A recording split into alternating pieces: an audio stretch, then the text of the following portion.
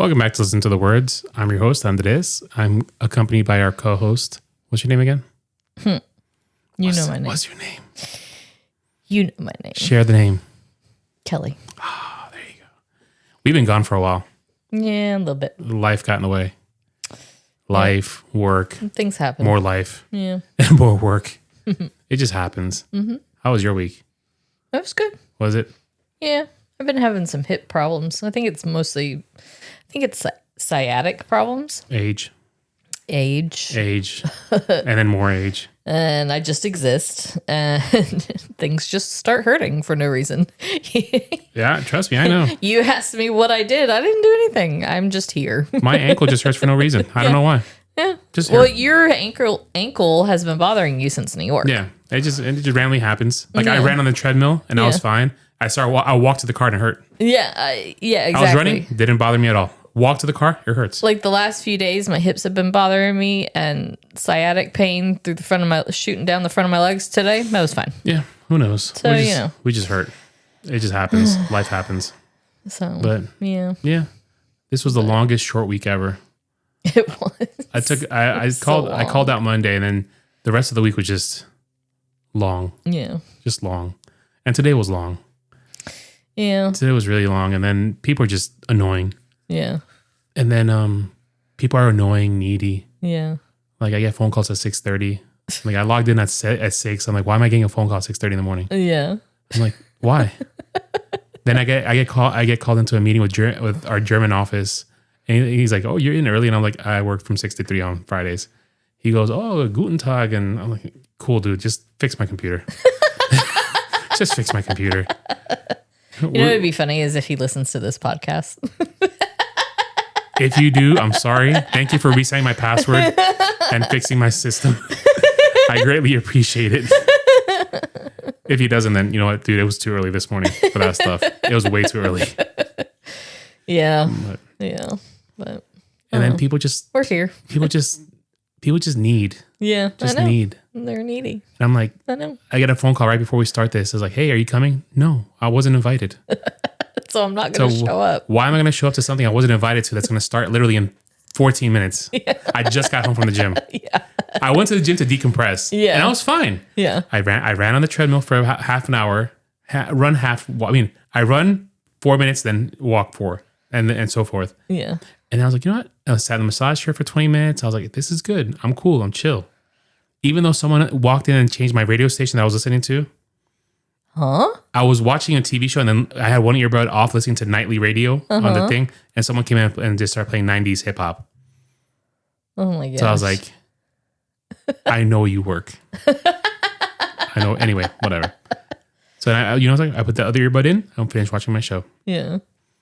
Next time I see him, poor guy. I'm putting on Britney Spears radio. He's made a mortal enemy out of me. But anyway, so, and yet people are just needy. Yeah. Just needy. I know. Just needy. But it's okay. We're here. Yeah. So to counteract that, I found some Instagram posts that are kind of interesting and positive since the world is on fire lately. The world is falling apart. Yeah. So we're going to read some positive. I follow this page called story_plugs on Instagram. Mm-hmm. So the first one I'm going to read to you. And it's 4 pages, but they're short. They're like, I don't know why they split it up into 4 pages when it's like really short. I don't know. But anyway, it's probably just to engage people. Yeah. So it says, hospital visiting hours were over, but I couldn't leave my 4-year-old daughter's bedside. She'd been admitted with a severe asthma attack and was still on oxygen. And I kept crying every time I tried to go. And then kept crying every time I tried to leave. The nurses have been understanding, but finally told me I had to leave. Hospital policy, which is what an awful hospital. Yeah. Like, first of all, that's my child. I'm not leaving my child. I was standing in the parking lot at 10 p.m. crying because I couldn't afford a hotel and my car was out of gas. When a nurse I'd never seen before approached me, her name was Keisha. Hey, we know Keisha. Mm-hmm. And she overheard the situation during shift change. My car's over here. Follow me. Keisha drove me to a 24-hour diner, bought me dinner, and then took me to her apartment. You're staying in my guest room tonight. She said, not asking. You need to rest. You need a shower and a real bed. I'll drive you back first thing in the morning. I stayed with Keisha for 3 nights while my daughter was in the hospital. She drove me back and forth, brought me food, washed my clothes, and refused any money for gas or food. I'm a nurse because I care about families, not just patients, she explained. You can't take care of your baby if you're not taking care of yourself. When my daughter was discharged, Keisha gave me her phone number and said, if you ever need anything, rides to follow-up appointments, someone to talk to, whatever, you call me. We became close friends after that. My daughter calls her Auntie Keisha now, and Keisha comes to all her annual parties. Last year, when Keisha's own mother was sick, I was able to return the favor by staying with her and helping with care. This is what you did for me, I told her. She just smiled and said, that's what family does, and we're family now. Aww. That's gonna make me cry. I saved these. I was like, they're pretty nice. Yeah, that's nice. Right? Yeah. The world needs more Keishas. Yeah, they do. We have a Keisha in our life. Yeah, we do. And you know, and this was in Children's Hospital of Memphis, Tennessee. And you know, it's interesting too, because not a lot of people would just invite, even if you have someone in the hospital, whatever, not a lot of people would invite a stranger to stay into their home, their home. No. You know, so I'm thinking maybe she's a single parent. Maybe. And that's why. It hit close to home. Yeah. Okay. You ready for the next one? Yeah. Okay. The next one is going to be a letter arrived from the IRS claiming I owed $47,000 in back taxes from a business my ex-husband had run. A business I knew nothing about, but apparently my name was on it. Oh, no. He disappeared 3 years earlier, leaving me with debt I didn't create and couldn't pay. The letter said they'd start garnishing my wages and seizing assets within 30 days. I was a nurse making $42,000 a year with 2 kids to support. This would destroy us. I was sitting at my kitchen table completely defeated when my accountant called. I'd asked him to review the IRS letter, expecting him to confirm my worst fears. Instead, Bob said, "This is fraud, and I'm going to fight it." For the next 9 months, Bob worked on my case, hundreds of hours of research, documentation, and negotiations with the IRS. He traced my ex-husband's fraudulent activities, proved I had been a victim, and got the entire debt dismissed. His normal fee would have been $15,000. He charged me nothing. He said, "You were scammed by someone you trusted. I'm not going to profit from your pain." He explained that his sister had gone through something similar years ago, and watching her suffer had changed how he viewed his work. Some cases aren't about money. They're about justice. Bob saved my financial life. When I tried to send him payments anyway, he returned every check with a note. "Take care of your kids. That's payment enough." Last year, I was finally stable enough to make a donation to a legal aid charity in Bob's name. He called me crying. "You didn't have to do that." He said, "Yes, I did," I told him. "You taught me that goodness still exists in the world, and I'm just passing it on." That's good. Angela, Denver, Colorado. That's really, there's not a lot of people that would do that, especially when it comes to money like that. Like you know, because people want to get paid for the work they do and the services they provide. Especially when it's $15,000 worth of work. Right, yeah. Oops. And, you know, so that's pretty big of him to just waive that fee. Like, not a lot of people would do that. Very few people in the world. Yeah. This next one might make you cry. Oh, great. Yeah, I think this is the one that made me cry. So, excuse me. My lunch account was negative $43 and the cafeteria worker would not let me eat. "You need to pay your balance before you can get food," she said. I was 14 and humiliated in front of everyone in line. An older lunch lady I'd never spoken to walked over. "I've got this," she said, swiping her employee card. Her name was Dorothy. She worked in that cafeteria for 28 years. "You can't pay for me," I whispered. "Too late. Already did. Now go sit down and eat." Dorothy did this every day for 3 weeks until my mom got paid and could add money to my account. Never made a big deal about it. Just swiped her card and told me to have a good day. On my last day of school that year, I brought her flowers from our garden. "Thank you for feeding me," I said. "I'll never forget what you did." "Honey, every child deserves lunch. I don't care what some computer system says." I found out later Dorothy had been feeding kids with negative accounts for years, using her own money, her own employee meals. The school found out and tried to stop her. She threatened to quit. "Fire me then," she told the principal. "But I'm not letting kids go hungry in my cafeteria." They let her keep doing it. I'm a school administrator now. First thing I did was eliminate lunch debt at my school entirely. I set up a fund that covers any student who can't pay. Anonymous donations, no questions asked. Dorothy came to the ribbon cutting when we announced the program. "You learned good," she said, hugging me tight. "I learned from the best." 300 kids ate free lunch last year because of that fund. And Dorothy's still feeding kids at her school at the age of 72. Some heroes wear hairnets and serve mashed potatoes. Marcus, Cleveland, Ohio. That's sweet. I had a lunch lady like that. Yeah. Like, who... I feel like that should be at every school, because why do kids need to pay for the school lunch? I don't know. That's ridiculous. Like, so you're going to turn a kid away because their balance is negative. You're going to let them go hungry. Yeah. Like, that's ridiculous. We pay enough taxes, and I feel like school food should be included. Yes. But there's more important things, hon. Like wars overseas. Yeah, God. I mean, decorating the White House is more important, you know? A ballroom attached to the White House, that's more important than kids eating. Yeah. Yeah. You know? There's more important things, hon. I know. All the gold in the White House, that's more important than kids eating. Anyway. All right. It was a sweet one. My lunch lady in New York was like that. I gave her a hug the last day of school. I meant to have her sign my yearbook, but I didn't. She was always sweet to me. Yeah. Yeah. Next one. Yep. My card declined at checkout with a car. Oh, man. You want me to read? No. My card declined at checkout with a full cart of groceries and my kids watching. Try again, the cashier said kindly. Declined again. I knew why. Bank account was empty until Friday. I'm so sorry, I said, starting to leave the cart. I'll come back later. My kids looked devastated. We've been shopping for an hour, picking out food for the week. The man behind me in line stepped forward. Wait, how much is it? The cashier checked $137. Add it to mine, he said, handing over his card. Sir, you don't have to do that. I know, but I'm going to. He paid for my entire cart while my kids stared in shock. Why would you do this? I asked, crying. His name was Tom. He was maybe 60 years old, wearing work clothes. My wife and I were broke with young kids 30 years ago. Someone did this exact same thing for us at a grocery store. Changed our whole week. Changed how we saw people. How can I ever repay you? You don't repay me. You do it for someone else when you're able to. That's how this works. Tom helped me load groceries into my car. My kids wouldn't stop thanking him. You're good kids, he told them. Take care of your mom. That was 8 years ago. My kids still talk about the nice man at the grocery store. I've paid for 5 people's groceries since then. Every time someone's card declines it and they look desperate, I step forward. Add it to mine, I say, just like Tom did. Last month, a young mom cried and hugged me when I paid for her $70 cart. How do I pay you back, she asked. Help someone else someday. That's all. Tom probably has no idea his one act of kindness has fed dozens of families. But I know, and I make sure it keeps going on.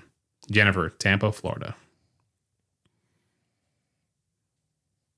Deep, huh? Yeah. We did that once. We did do that. It was a deaf couple at Aldi. Yeah, Aldi or Lidl. It was Aldi because it was by PetSmart. It was a deaf couple in front of us. They were buying groceries and their card got declined for some reason, or I don't know what it was. Or they couldn't afford all of it, or something. They couldn't afford all of it, or something stupid like that. And so they were like taking stuff out. They were taking stuff out of the cart, and I told the girls like, "No, I got it." Yeah. And I paid for the whatever was left, and they were so appreciative. And I told Sophia, I was like, "You just help." Sophia was like, "Why'd you do that?" And I was like, "You just help people when they can." Yeah. You just gotta help. You can't always do it, but if you're able to at that moment in time, then yeah, for sure. Yeah. Like it doesn't cost. Well, I was gonna say it doesn't cost anything to be nice, but in that case, it kind of does. In the grand scheme of things, what it was like 50 or $60. What's that in the grand scheme of things? Yeah, exactly. A couple hours of my day. Yeah. Yeah. That could have changed someone's life. Yeah, and so that makes it worth it. Yeah, exactly. And you don't look at it as money leaving your account. You just look at it as you're helping somebody. Yeah. And eventually it'll get paid forward. Yeah. The universe works in mysterious ways. It does. At some point, maybe they helped someone else. A young mom that was desperate for food. Yeah. They helped them out. All right, the next one. The landlord taped the eviction notice to my door while I was at my son's bedside in the ICU. He had leukemia and we were on day 47 of his treatment. I lost my job because I couldn't work and be with him. The notice gave me 5 days to vacate. I sat in the hospital cafeteria at 3 a.m. having a complete breakdown. How do you choose between keeping your home and staying with your dying child? A janitor emptying out trash nearby stopped. Miss, you've been crying here for an hour. Can I get you some water? I showed him the notice, too defeated to care about pride. I don't know what to do. I can't leave my son, but will have nowhere to go when he's discharged. He looked at the notice, then at me. What's your address? I told him, confused. He pulled out his phone and made a phone call.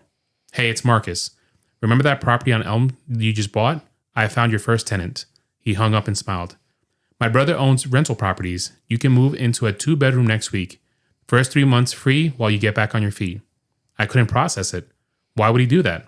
He doesn't even know me. Marcus' voice cracked. Our mama had cancer when we were kids. We lost our apartment during her treatment and lived in our car for 2 months. Tears streamed down his weathered face. She died never having a stable home again. She was 41 years old. He squeezed my shoulder. Your boy needs his mama. Focus on him getting better. Not where you'll sleep. Let us carry the weight. My son went to remission 4 months later. We lived in that apartment for 2 years while I rebuilt our lives. Marcus visited every week, bringing groceries and hope. Today, my son is 12 and healthy, and I work for Marcus's brother's property management company, helping families in crisis find housing. Because one mother's suffering became 2 brothers' mission, and their mission became my purpose.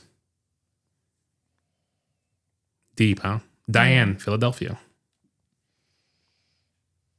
That one hit a little close to home. Yeah. A little close to home. But it's special, though. Mm-hmm. Marcus has no idea who he just saved a life. Mm-hmm. He saved several lives. Yeah. From the lesson that he learned from his mom. Excuse me. All right. This is a good one, too. Are you liking these?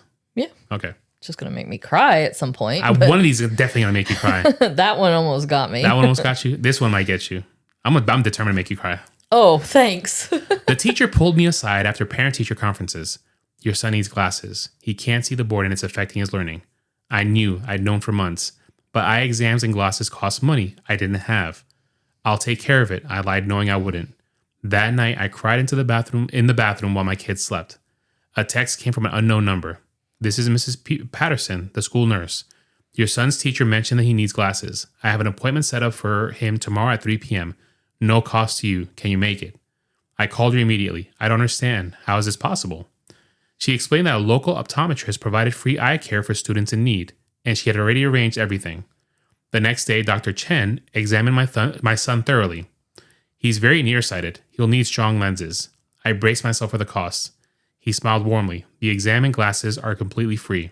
He can pick any frame he wants. My son chose bright blue frames with stars. As Dr. Chen fitted them, I asked, why do you do this? You can charge for your services. His expression grew distant. When I was 8, I failed 2nd grade because I couldn't see the board. My immigrant parents didn't know I needed glasses. They thought I was just stupid. His voice caught. I spent a year being called lazy and dumb. When a school finally tested my vision, I was nearly blind. He adjusted my son's new glasses. A doctor gave me free glasses and everything changed. I went from failing to honor roll in 1 semester. He looked at me directly. I became an optometrist specifically to make sure that no child struggles academically because of something as fixable as vision. My son wore those glasses every day until he outgrew them. His grades improved dramatically and his confidence soared. 5 years later, he still talks about the nice doctor with free glasses. Because Dr. Chen's childhood pain became his life's mission, and his mission gave my son the gift of sight and success. Did that one get you? No. So close. Shout out to Dr. Chen. Good man. Mm-hmm. All right. Let's see. Next one. I don't remember this one. Let's see. Ooh, this is a good one. I was at the playground with my autistic 4-year-old when an older boy started mocking the way he flapped his hands. Other kids joined in, laughing and imitating him cruelly. My son didn't understand why they were laughing, but I saw his confusion turning into distress. I was walking over to intervene when a girl about 12 approached the bullies. That's called stimming. It helps them feel calm. Maybe if you weren't so ignorant, you'd know that. The ringleader sneered at her. Whatever, he's still weird. She stepped closer, voice steady and fierce. My brother has autism. He's nonverbal and he'll never talk, but he's kinder and braver than any of you will ever be. Her voice cracked slightly. People like you made fun of him at the park last year. He stopped wanting to go outside. He was 7 years old and already learning to hide who he was because of cruel kids like you. She turned to my son and knelt down gently. You keep being exactly who you are. There's nothing wrong with you. The bully slunk away, embarrassed. My son went back to playing happily. I approached the little girl with tears in my eyes. Thank you for defending him. That was incredibly brave. She shrugged, but I could see she was fighting back tears. Nobody defended my brother that day. I was at home and didn't know it happened until later. Her voice broke. He had a meltdown that night, and it took him hours to calm down. I swore that if I ever saw someone being cruel to an autistic kid, I'd say what I wish someone had said for him. She looked at my son playing peacefully. He deserves to be happy without people making him feel broken. I got her name and sent her family a thank you card. Her mother wrote back that her brother smiled when he heard what his sister had done, because one day of cruelty became her mission to create kinder days for others. That sounds like something Sophia would do. Oh, for sure. Without a doubt, Sophia would do that. And yeah. She just texts right now. Yeah, no, they got food. Tacos with no cheese. Kind of. Those are real tacos, though. She'll enjoy it. Anyway. Yeah. Just tell her not to choke. What? Just make sure not to choke on that. Why would... Anyway. Okay. But yeah. Anyway. So.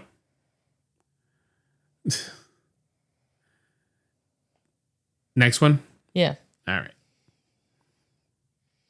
I think we're almost done with all of them. I think I got... Oh, no. I got 1, 2, 3, 4, 5 more. We do all 5 then? Yeah. All right. 4 cars passed me before someone stopped to help. A flat tire on a busy highway. Rush hour traffic. No spare in my trunk. A minivan full of teenagers pulled over. Need help? A boy about 17 asked. I need a spare tire, but I don't have one. The teenagers huddled for a minute. One called his dad. Our dad's bringing a tire from his shop. He's 10 minutes away. I can't afford to buy a tire right now. He's not selling it. He's giving it. Their dad arrived with a used tire that fit my car perfectly. How much do I owe you? I asked. Nothing. These boys did the right thing by stopping. I'm just backing them up. His name was Frank. He owned a tire shop and taught his kids to help stranded drivers. We stop for people once a week, one of the boys said proudly. Dad says it's our civic duty. Frank changed my tire in 15 minutes, wouldn't accept payment or even my phone number. Just help someone else when you can. That's payment enough. Last month, I saw a woman with a flat tire. I stopped immediately, changed it for her while she called her daughter to tell her a stranger was helping. Why are you doing this? She asked. Because a man and his sons once did it for me. Frank's teaching his kids something schools never could. That kindness is an action, not just a feeling. That's nice, because you have to be careful when you stop for someone on the side of the road. Oh, yeah. Because, sometimes there's horror stories out there of, people faking that they're having car trouble. I know someone like that. They helped and they got beat up and left on the side of the road. Yeah. So, so you have to be careful. And you have to be careful with people offering to help, too. Because there could be ulterior motives. But that's still, it's a very kind and generous thing to do. It is. It's very commendable. All right, next one. Yeah. I was at my daughter's college orientation when the bursar explained that I still owed $1,200 before she could register for classes. A computer error had rejected our financial aid. We're working on it, but it takes 3 weeks to resolve. My daughter's face fell. Classes started in 4 days. A man in line behind us cleared his throat. I'll pay the balance. Register her now. Sort out the refund later. The bursar looked uncomfortable, but processed it. Outside, I tried to repay him. He refused. My daughter couldn't start college on time because of a similar error. She lost her freshman scholarship over a clerical mistake. His voice broke. She never recovered from that setback. Ended up dropping out, drowning in debt from the delay. He looked at my daughter. She's 30 now, still paying off loans for a degree she never finished. All because $1,200 and bad timing. He touched my shoulder. Your daughter earned her spot here. Some computer glitch is not going to steal her future if I can prevent it. My daughter graduated with honors 4 years later. We found him and invited him to the ceremony. He wept through the whole thing because his daughter's lost opportunity became his mission to protect other students' dreams. David, State University, Madison, Wisconsin. That's sweet. David's the man. All Davids are cool people. Well, I think that, all right, I had saved this one before, so I double saved, so I can unsave that one. So I got 2 more. Okay. The mailman noticed the teenager's college acceptance letters piling up, unopened. After 2 weeks, he knocked on the door. A tired-looking kid answered, baby crying in the background. Your mail. These look important. The boy glanced at them. Doesn't matter. My parents died in a car crash 4 months ago. I'm raising my baby sister now. College isn't happening. The mailman's heart sank. That night, he couldn't stop thinking about it. He made calls, contacted his union, local businesses, his church. Within days, he'd organized a community meeting. 30 strangers showed up. They created a rotation. Free babysitting from retired neighbors, grocery donations, a college fund. The mailman set up automatic payments from his own paycheck, $50 monthly. You're going to college, he told the stunned teenager. We got your sister covered.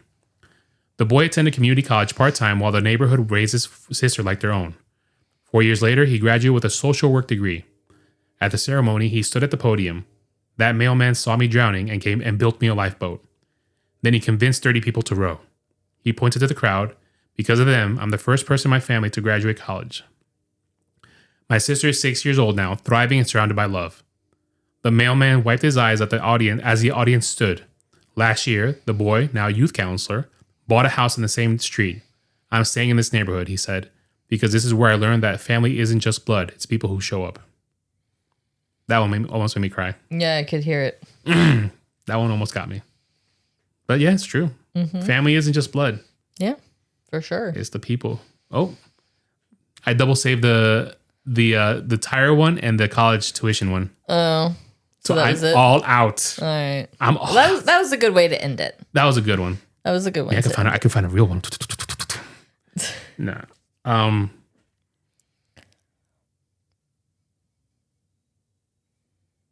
No, this is a good one. I found a real quick one. We'll end on this one. Okay.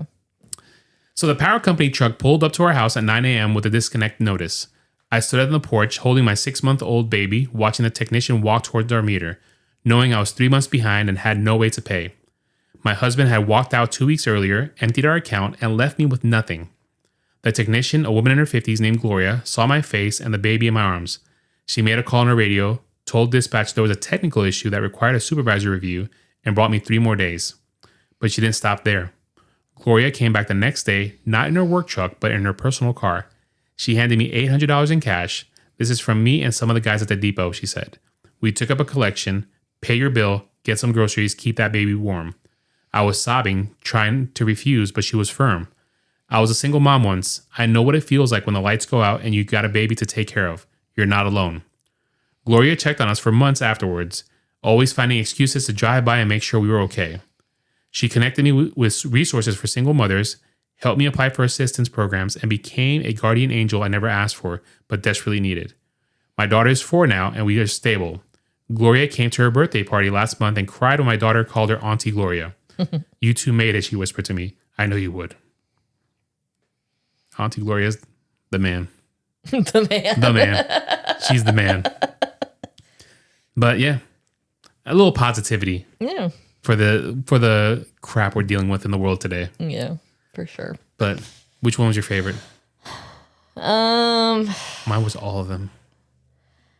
I think my favorite one was probably I liked the one with the little girl, the little sister, the 12-year-old girl that stood up for the autistic boy. Yeah. I like that one, and then the one where the mom ended up working for the brothers. The property management. Yeah, that one was. The mailman one got me. Yeah, that's my favorite one. Because he didn't have to do anything. No, he didn't. He literally, like the kid said, he built him a lifeboat, and the kid's like, I'm staying. Yeah, this is my home now, and this is my family. Mm-hmm. Which is cool that everybody stepped up and helped with the little girl because they didn't have to. Yeah. But yeah. You got anything else to contribute? No, I'm just going to go sit in the corner and cry now. Do you want to do another episode after this? No, I'm tired. I need to go shower. Of course you do. Of course you do. And then we got to eat dinner. We got to eat something. Do we have to, though? I might just have tuna. That's fine. I might. I don't know. I haven't decided yet. Okay. But I think that's it. Yeah. A little positivity for the world. Yeah. The show emails is listen to the words pod@gmail.com. The Instagram's listen to the words podcast. Oh, I forgot to mention. if you don't follow Joe Santagato on Instagram, he donated $100,000 to the Make-A-Wish Foundation, which is the coolest thing ever. Yeah. Because it was really those sweet. kids are just, they deserve everything under the sun. Yeah. Like when you're an adult and face cancer, it sucks. But being a kid and losing part of your childhood is brutal. It is. And to be able to give a child the opportunity to be a kid and have a wish accomplished, and the fact that he was willing to do that, I mean, 100 G's is a lot of money. It is. That's a lot of money. It is. So it's really, I mean, it just goes to show you how much of a good man Joe Santagato from the Basement Yard is. Yeah. So I texted him. I was like, hey, I have much respect. He goes, oh, thanks, buddy. And I was like, I think he still likes me. I thought the whole other Basement Yard, when we went to the Basement Yard experience in Madison Square Garden, was it. That was it for our communications. I was like, it was fun for the last year and a half to communicate with him. But no, he replied. Yeah. He liked and then texted me back. So I don't know. Maybe there's something brewing there. Who knows? There's something there. There's something there. He's a good guy. But with that being said, we'll leave it at that. Be positive. Yeah. Be positive with each other. Life's too short. Yep. Pay for someone's groceries. Pay it forward. Pay it forward. There you go. Is that, are you signing off? Yep. Pay it forward. Pay it forward. We'll see you guys next time.